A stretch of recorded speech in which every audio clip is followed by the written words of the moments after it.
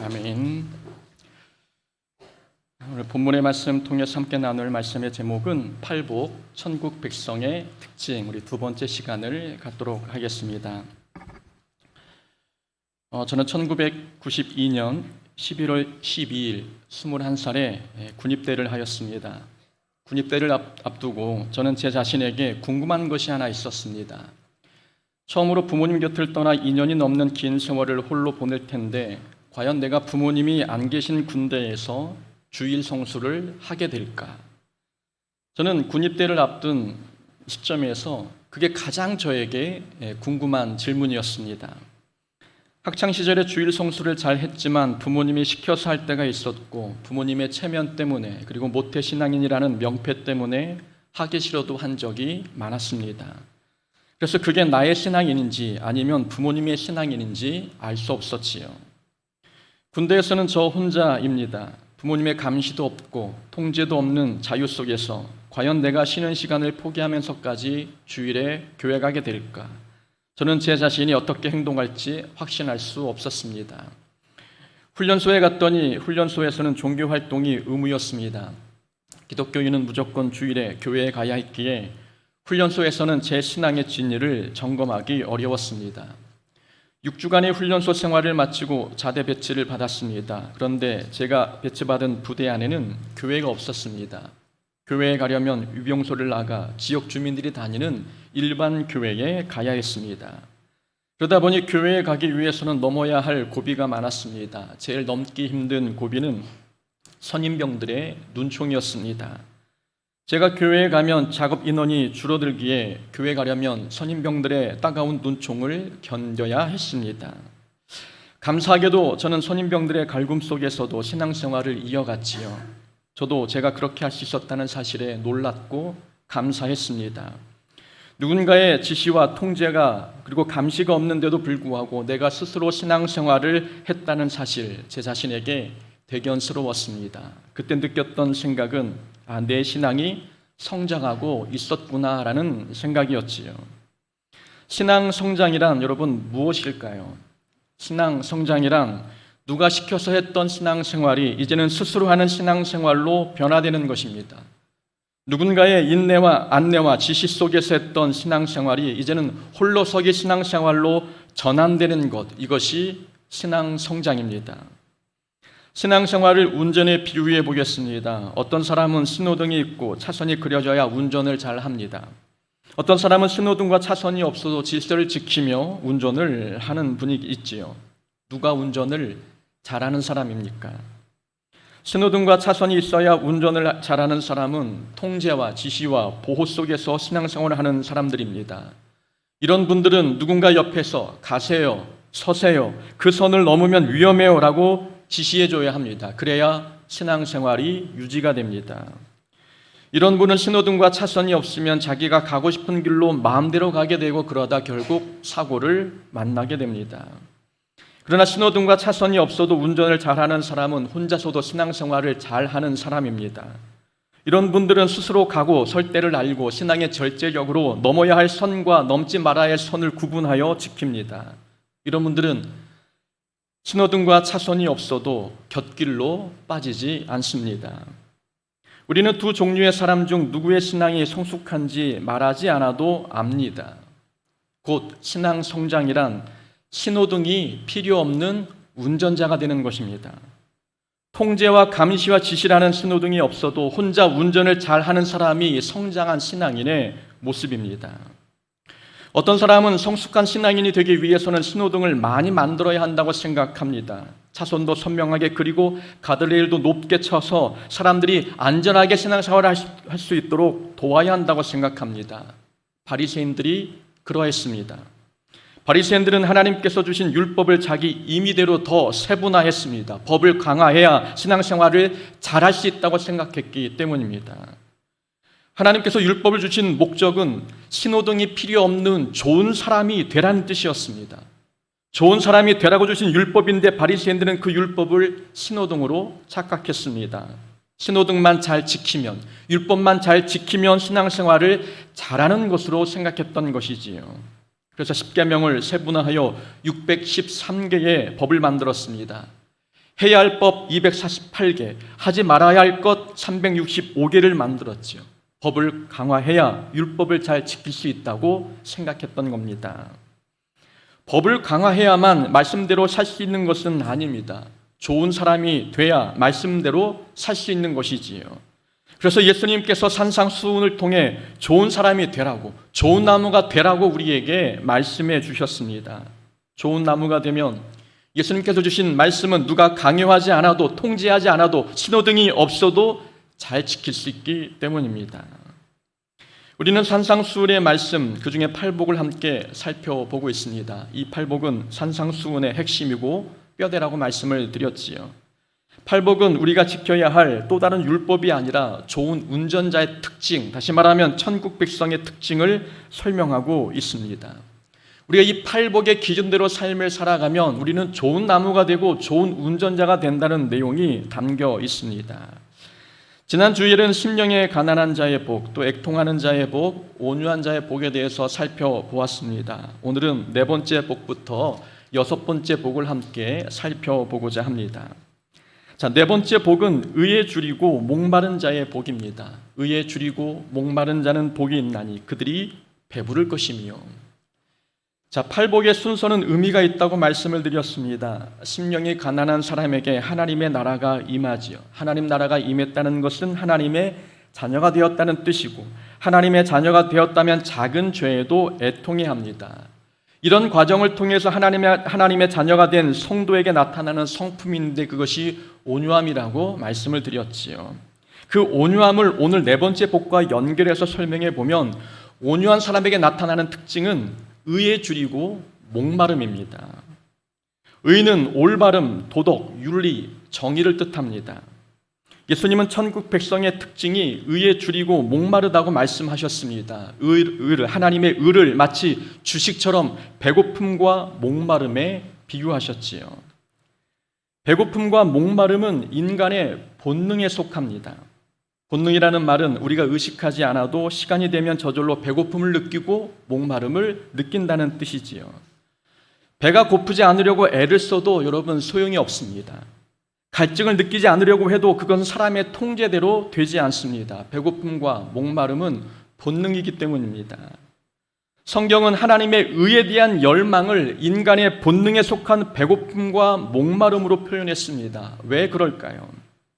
천국 백성은 자기 삶이 불의를 향해 흘러가고 있으면 그걸 본능적으로 압니다.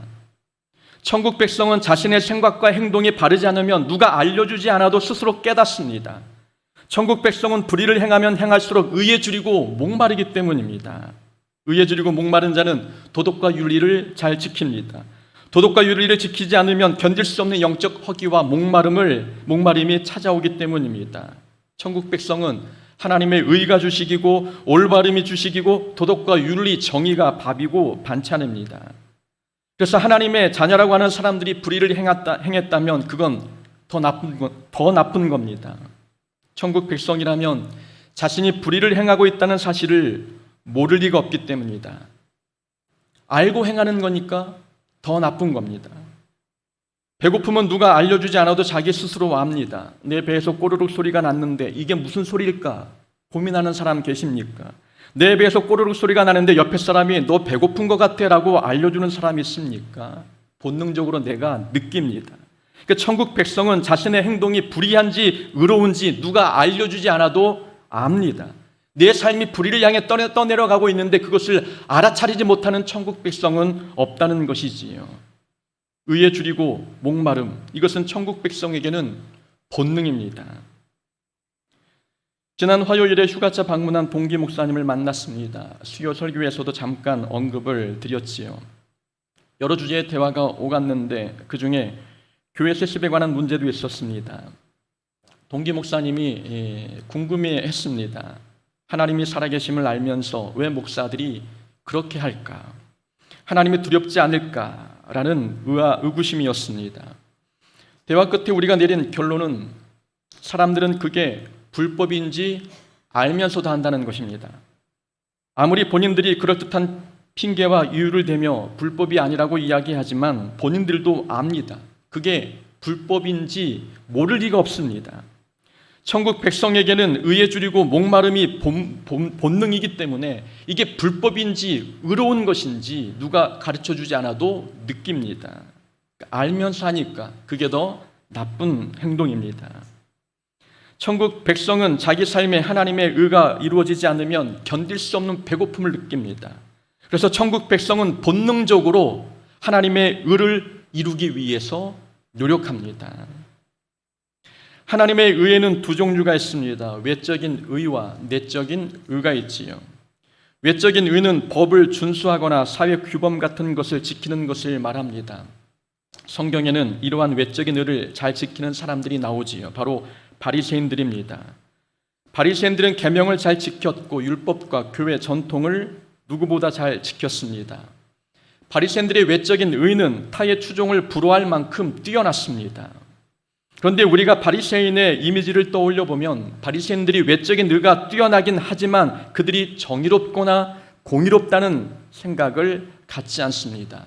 이유는 바리새인들에게는 내적인 의가 없었기 때문입니다. 내적인 의는 올바른 내적 동기를 말합니다. 바리새인들은 내적 동기가 올바르지 않았습니다. 바리새인들이 율법을 잘 지키긴 했지만 율법을 지키는 동기는 자기 자랑과 자기 의를 드러내기 위함이었습니다. 이웃을 구제하기도 했고 기도 생활도 열심히 했지만 그 속뜻은 모두 대접받고 존경받으려는 목적이었습니다. 외적인 의가 뛰어났지만 내적 동기가 올바르지 않았기 때문에 아무리 외적으로 의로운 행동을 해도 우리가 볼 때 그들을 의롭다 말하지 않는 것입니다. 내적인 의가 바르지 않으니 외적인 의가 많아도 그들이 전혀 의롭게 보이지 않았던 것입니다. 외적인 의보다 더 중요한 것, 더 본질적이고 근본적인 것은 내적인 의입니다. 그래서 예수님께서는 네 번째 복에서 내적인 의를 강조하신 것입니다. 너는 구제할 때에 오른손이 하는 것을 왼손이 모르게 하여 내 구제함을 은밀하게 하라. 예수님께서 하신 말씀입니다. 오른손이 하는 것을 왼손이 모르게 하라는 말씀은 선행을 자랑하지 말라는 뜻입니다. 내적 동기를 강조하시는 것이지요. 예수님께서는 또한 너희는 기도할 때 외식하는 자와 같이 하지 말라라고 말씀하셨습니다. 기도하려면 골방에 들어가서 은밀하게 하라고 말씀하셨습니다. 기도나 구제도 드러내놓고 하지 말라는 말씀입니다. 천국 백성은 기도와 구제를 사랑과 겸손으로 은밀하게 해야 된다는 말씀입니다. 다시 말하면 내적인 의, 내적인 동기에 신경 쓰라는 말씀입니다. 세상 사람들이라면 자기의 선행을 자랑하고 자기 선행에 누군가 칭찬하면 뿌듯할 수 있습니다. 그러나 천국 백성은 자랑으로 하는 구제, 칭찬받으면서 하는 구제, 그걸로는 영적 허기를 채우지 못합니다. 세상 사람들은 자신의 수고에 박수 쳐주면 만족스러울 수 있습니다. 그러나 천국 백성은 그런 걸로 만족하지 않습니다. 천국 백성에게 그런 것은 주식이 아니기 때문입니다. 칭찬받고 영광받고 높임을 받고 대접받는 것, 이건 우리의 주식이 아닌 것입니다. 그러니 아무리 그런 사람들의 영광과 칭찬이 우리에게 찾아온다 할지라도 우리는 그것으로 영적 허기를 달랠 수가 없습니다. 우리는 동기가 올바라야 합니다. 무엇을 하든 동기가 올바른지를 먼저 생각해야 합니다. 아무리 칭찬받을 만한 행동을 했어도 동기가 불순하면 우리는 왠지 죄 짓는 기분이 들지 않습니까? 영적으로 허기가 지는 것입니다. 우리는 무엇을 하든 올바른 동기로 해야 영적인 포만감을 느낍니다. 만족스럽습니다. 오른손이 하는 것을 왼손이 모르게 해야 뿌듯하고 기쁘고 하늘의 상급이 쌓인 것에 대하여 기뻐합니다. 영적인 포만감이 찾아온 것이지요. 우리가 이렇게 올바른 동기로 하나님의 의를 이루며 살아갈 때 하나님께서는 하늘의 상급을 우리의 배가 터지도록 부어주십니다. 의에 줄이고 목마른 자는 배부를 것이라 말씀합니다. 이 땅에서 우리의 영적인 배를 채울 수 없지만 하나님께서 하늘의 상급으로 우리의 배를 채워주시겠다 말씀하셨습니다. 그러니 의에 줄이고 목마른 자는 복이 있습니다. 다섯 번째 복은 긍휼히 여기는 자의 복입니다. 긍휼히 여기는 자는 복이 있나니 그들이 긍휼히 여김을 받을 것이며, 긍휼은 불쌍히 여기는 마음입니다. 자, 네 번째 복은 의에 줄이고 목마른 자에 관한 이야기였지요. 만약 의에 줄이고 목마른 자에게 긍휼이 없다면 그 의는 교만이 됩니다. 그래서 의에 줄이고 목마른 자 다음에 나오는 복이 긍휼에 관한 복입니다. 의에 줄이고 목마른 자, 하나님의 의를 이루기 위해서 열심을 다했는데 그 동기가 긍휼이 아니라면 그 성도가 한 의는 교만으로 이어집니다. 긍휼은 천국 백성이 지녀야 할 성품입니다. 긍휼은 은사라기보다는 성품이지요. 긍휼이 성품이라는 말은 상대방에 따라 긍휼을 차별하지 않는다는 뜻입니다. 성품이란 그 사람의 성질 및 됨됨이입니다. 성품은 그 사람의 독특한 기질이자 본능인 것이지요. 그래서 긍휼의 성품을 가진 사람은 상대가 누구건 상대가 어떤 행동을 하건 무조건 그를 긍휼히 여깁니다. 성품 자체가 긍휼의 성품이니 안타까운 사람을 보면 상대방의 긍휼을 받을 만한 자격이 되지 않아도 내 안에서 긍휼이 저절로 흘러가는 것입니다. 이것이 성품이 긍휼인 사람의 특징입니다. 내 이웃을 사랑하고 내 원수를 미워하라 하였다는 것을 너희가 들었으나 나는 너희에게 이르노니 너희 원수를 사랑하며 너희를 박해하는 자를 위하여 기도하라.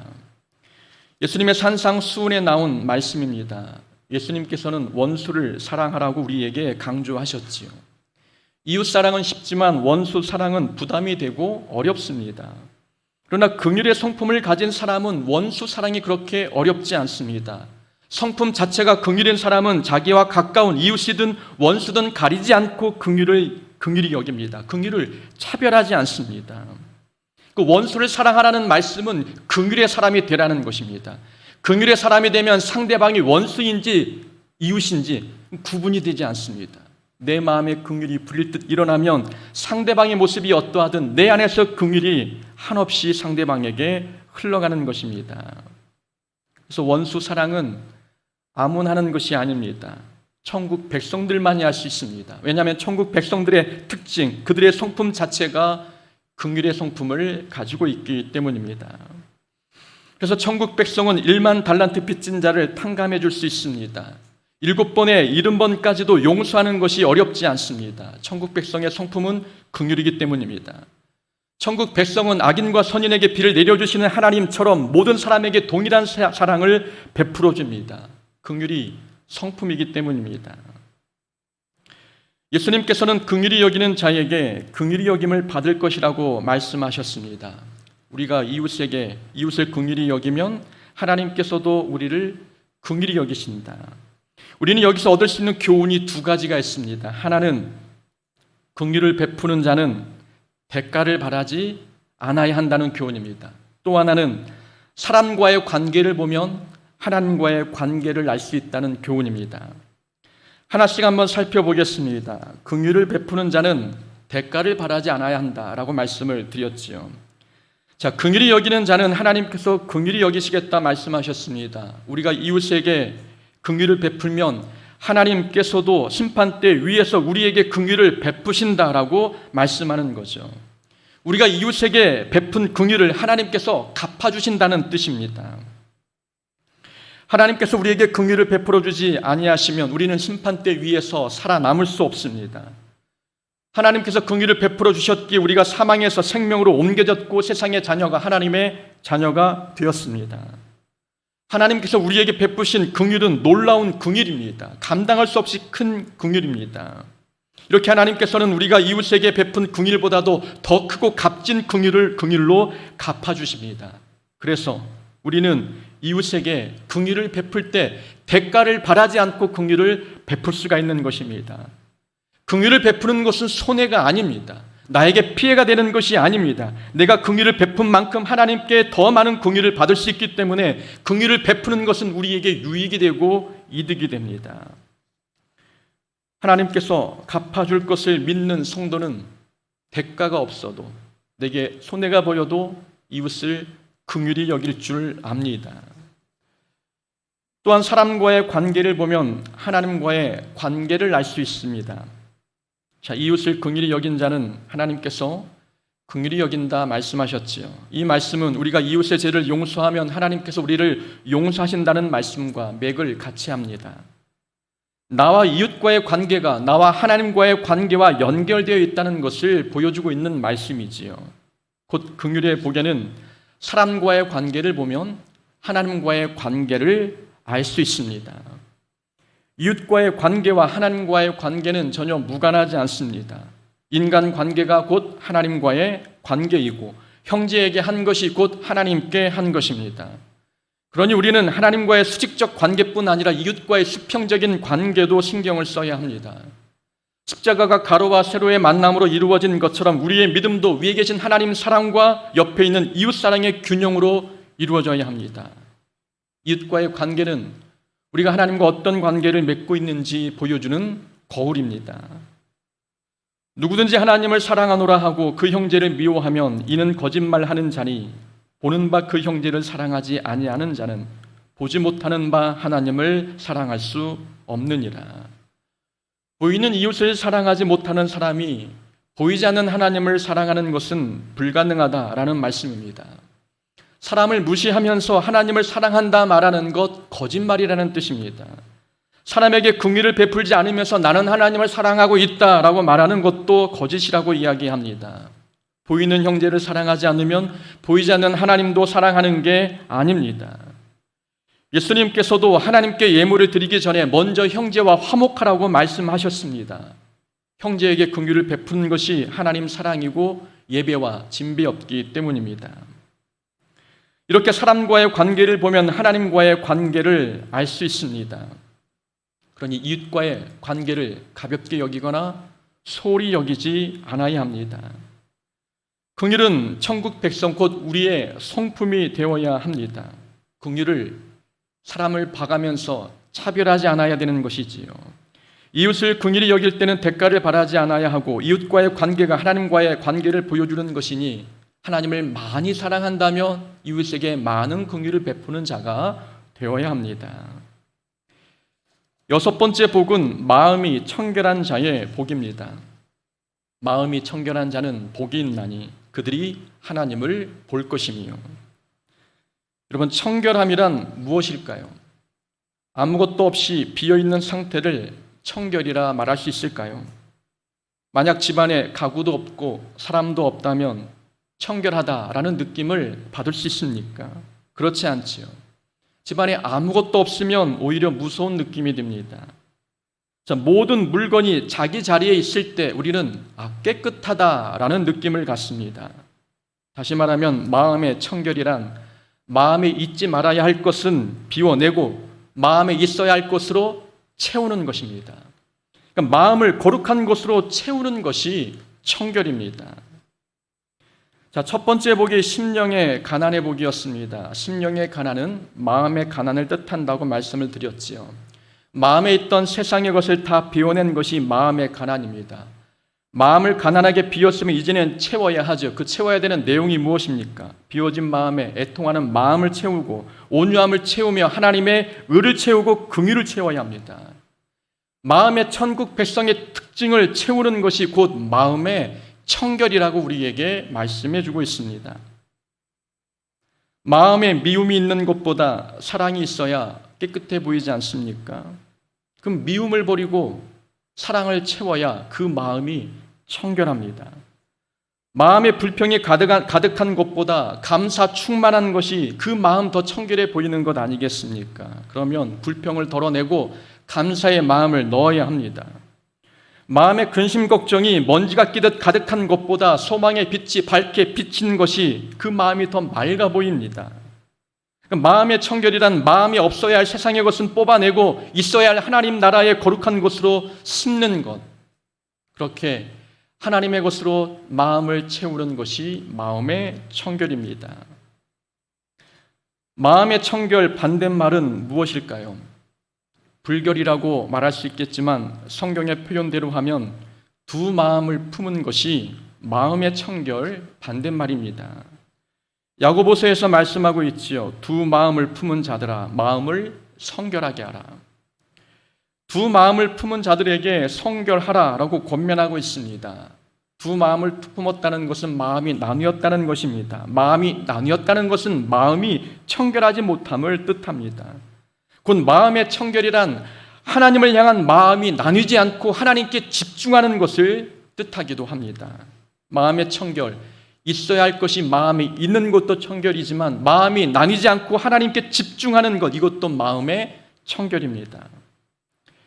베드로가 바다 위를 걸어 예수님께 가고 있었습니다. 베드로가 예수님을 바라보고 갈 때는 바다에 빠지지 않았는데 시선이 주변에 일렁이는 파도를 향하자 바다에 빠져갔습니다.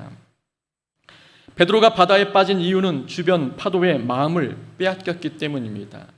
마음을 세상에 빼앗기자 예수님을 보고 있던 시선이 파도를 보게 되었습니다. 마음이 나뉘면 눈앞에 계신 예수님이 보이지 않습니다. 마음의 불안과 공포와 두려움과 걱정, 의심이 가득한 상태가 되면 마음은 복잡해집니다. 마음이 여러 갈래로 나누기 시작합니다. 그런 상태에서는 예수님께서 내 앞에 계셔도 볼 수 없습니다. 그래서 마음이 청결한 자는 복이 있나니 저희가 하나님을 볼 것이며, 하나님을 볼 것이라고 축복의 말씀을 해주는 건 마음이 청결한 자들, 마음이 나뉘지 않을 때 내 앞에 계신 하나님을 볼 수 있습니다. 하나님은 항상 우리와 함께 계십니다. 하나님은 멀리 계신 분이 아니라 우리 마음에 계시고 지금 내 옆에, 내 앞에 계십니다. 그럼에도 불구하고 하나님을 볼 수 없는 이유는 세상의 근심으로 우리 마음이 나뉘어졌기 때문입니다. 같은 장소에 있어도 누구는 하나님을 경험하는데 누구는 여전히 근심 속에 살아갑니다.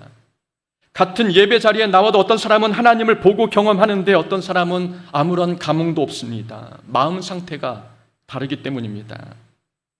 모세는 홍해바다 앞에서, 쓴물이 나는 마라샘 앞에서, 그리고 전쟁을 눈앞에 두었을 때 모세는 언제나 하나님을 바라보았습니다.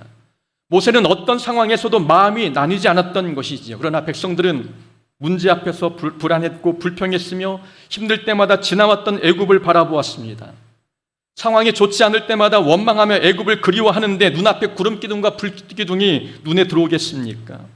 하나님의 가까이 계셔도 보이지 않는 것입니다. 내 마음이 하나님께 있지 않고 애굽에 있기 때문입니다. 내 마음이 하나님의 은혜와 섭리와 하나님의 전능하심 속에 두지 않고 늘 불안과 공포와 불평 속에 두고 있으니 내 앞에 하나님이 역사하고 계신데도 내 눈에는 그것이 보이지 않습니다. 마음이 청결한 자는 하나님이 보입니다.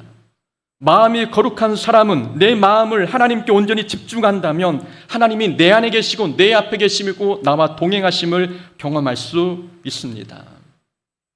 내가 하나님을 경험할 수 있다면, 내 삶의 자리에서 내가 하나님을 바라볼 수만 있다면 그곳이 천국이 됩니다. 장소와 환경을 초월해서 우리가 하나님을 보고 있다면 내 삶이 광야일지라도 거기는 천국입니다. 그런데 아무리 애를 써도 하나님이 경험되어지지 않는다면 우리의 몸이 가나안 땅처럼 풍요 속에 있어도 우리는 천국의 기쁨을 경험할 수 없습니다. 그래서 예수님께서는 마음의 청결을 강조하셨습니다. 외적인 청결보다 마음의 청결을 강조하는 겁니다. 내적인 청결이 갖춰지지 않고 이루어진 외적인 청결은 위선인 것입니다. 기초 없이 건물을 쌓으면 무너지듯 내적인 청결 없이 외적인 의를 가지고 살아간다면 그 신앙은 언젠가 넘어집니다. 내적인 청결이 없이, 마음의 거룩함 없이는 하나님을 볼 수 없고 하나님을 경험할 수 없습니다. 보이지 않는 마음의 내면이 하나님의 것으로 채워지지 않고 거룩해지지 않다면 우리가 하는 모든 신앙생활은 언젠가는 무너지고 말 것입니다. 그래서 예수님께서는 모든 신앙의 기초가 되고 본질이 되고 반석이 되는 마음의 청결을 강조하셨습니다. 우리가 천국 백성이라면 외적인 거룩보다도 내면의 거룩과 마음의 청결에 더 많은 관심을 가져야 합니다. 신앙생활이란 매뉴얼에 따라서 움직이는 것을 뜻하지 않습니다. 좋은 나무가 되는 것, 좋은 사람이 되는 것, 좋은 운전자가 되는 것이 신앙생활의 핵심입니다. 그래서 천국 백성은 신호등이 없어도, 법이 없어도, 규칙이 없어도 하나님이 기뻐하시는 삶들을 살아갑니다. 천국 백성은 무엇을 하든 내적인 동기가 올바른지 점검해야 합니다.